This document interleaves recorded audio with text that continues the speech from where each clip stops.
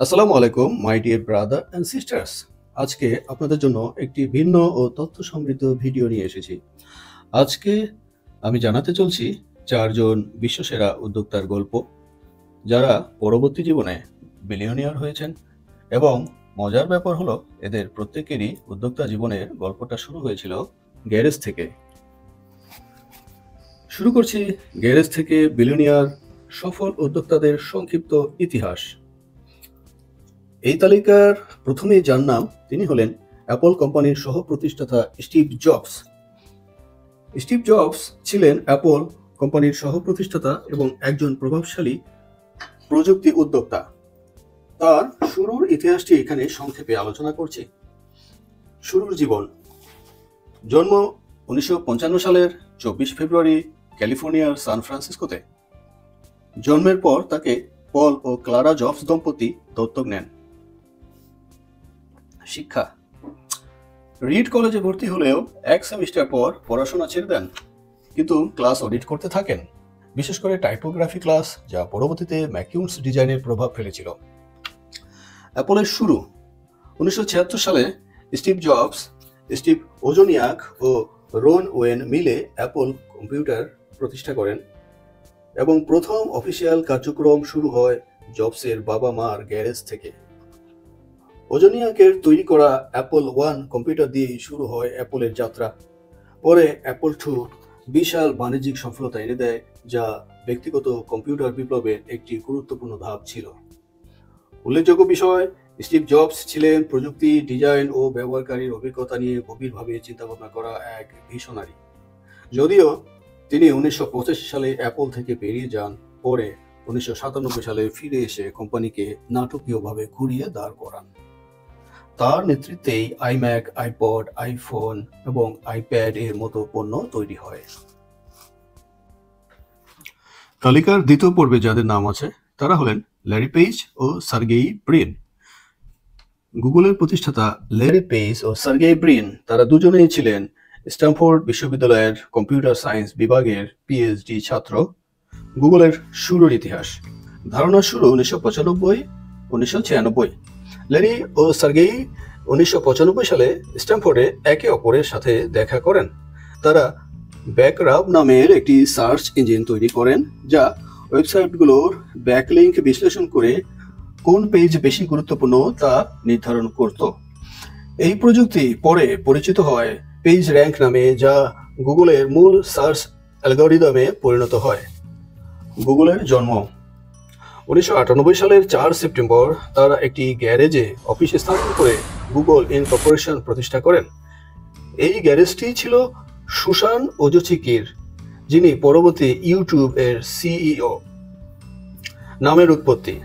Google নামটি এসেছে গণিতের বড় সংখ্যা গুগল থেকে, যার মান 1 এর পরে 100টি শূন্য। গুগলের দ্রুত উত্থান।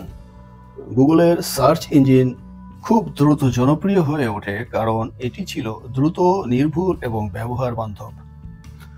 2000 সালের দিকে তারা বিজ্ঞানভিত্তিক মডেল অ্যাডওয়ার্ডস চালু করে, যা গুগলের আয় ও বিস্তারে বিপ্লব আনে। আজকের গুগল এখন শুধু সার্চ ইঞ্জিন নয়, YouTube, Android, Gmail, Google maps, Google drive ইত্যাদি সেবার মাধ্যমে এটি বিশ্বের অন্যতম প্রভাবশালী প্রযুক্তি কোম্পানিতে পরিণত হয়েছে। 2015 সালে গুগল অ্যালফাবেট ইনকর্পোরেশন নামে একটি প্যারেন্ট কোম্পানির অধীনে চলে যায়। তো আসল কথা হলো, আজকের গুগল, যা বিশ্বের প্রতিটি মানুষের নিত্য বন্ধু, তার জন্ম হয়েছিল গ্যারেজ থেকে।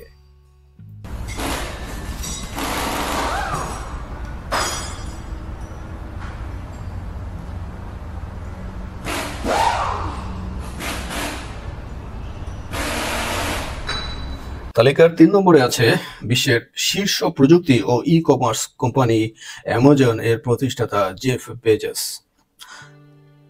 এখানে আমি অ্যামাজন কোম্পানি ও এর প্রতিষ্ঠাতা জেফ বেজোস এর শুরুর ইতিহাসটি সংক্ষেপে ও সহজভাবে তুলে ধরছি। পুরো নাম জেফ্রি প্রেস্টন বেজোস। জন্ম 12 জানুয়ারি 1964, যুক্তরাষ্ট্রের নিউ মেক্সিকো রাজ্যে। প্রিস্টন বিশ্ববিদ্যালয় থেকে ইলেকট্রিক ইঞ্জিনিয়ারিং ও কম্পিউটার সায়েন্সে স্নাতক ডিগ্রি অর্জন করেন। ওয়াল স্ট্রিটের বিভিন্ন কোম্পানিতেই সফলভাবে কাজ করেছিলেন, কিন্তু নিজে কিছু করার জন্য সেই চাকরি ছেড়ে দেন। অ্যামাজনের শুরুর ইতিহাস। শুরু 1994 সালে। জেফ বেজোস লক্ষ্য করেন যে ইন্টারনেট ব্যবহারকারীর সংখ্যা দ্রুত বাড়ছে। তিনি একটি অনলাইন দোকান শুরু করার সিদ্ধান্ত নেন এবং বই দিয়ে শুরু করেন, কারণ বইয়ের সংখ্যা অনেক, কিন্তু ফিজিক্যাল স্টোরে রাখা সম্ভব না। অনলাইনে বিক্রির জন্যই এই ব্যবসাটি উপযুক্ত বলে তিনি মনে করেন।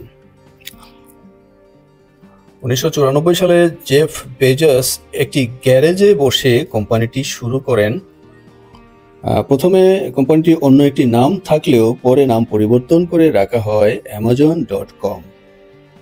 বিশ্বের সবচেয়ে বড় নদী অ্যামাজন রিভার থেকে অনুপ্রাণিত হয়ে এর বিশালতা বোঝাতে এই নামটি বেছে নেওয়া হয়। প্রথম বই বিক্রি হয় এক বিদেশি গ্রাহকের কাছে। দর্শক, সামান্য গ্যারেজ থেকে শুরু হওয়া আজকের অ্যামাজন বিশ্বের সবচেয়ে বড় ই-কমার্স কোম্পানি। এই উদাহরণগুলো প্রমাণ করে যে সফলতার জন্য প্রাতিষ্ঠানিক ডিগ্রি বা বিশাল অফিসের চেয়ে একটি উদ্ভাবনী ধারণা, বাস্তবিক দক্ষতা এবং ছোট জায়গা থেকে কাজ শুরু করার ইচ্ছাশক্তি অনেক বেশি গুরুত্বপূর্ণ।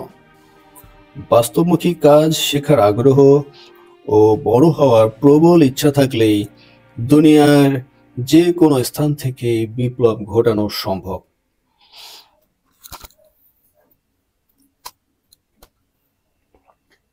প্রিয় দর্শক, ভিডিওটি ভালো লাগলে লাইক, কমেন্ট ও সাবস্ক্রাইব করে পাশে থাকবেন।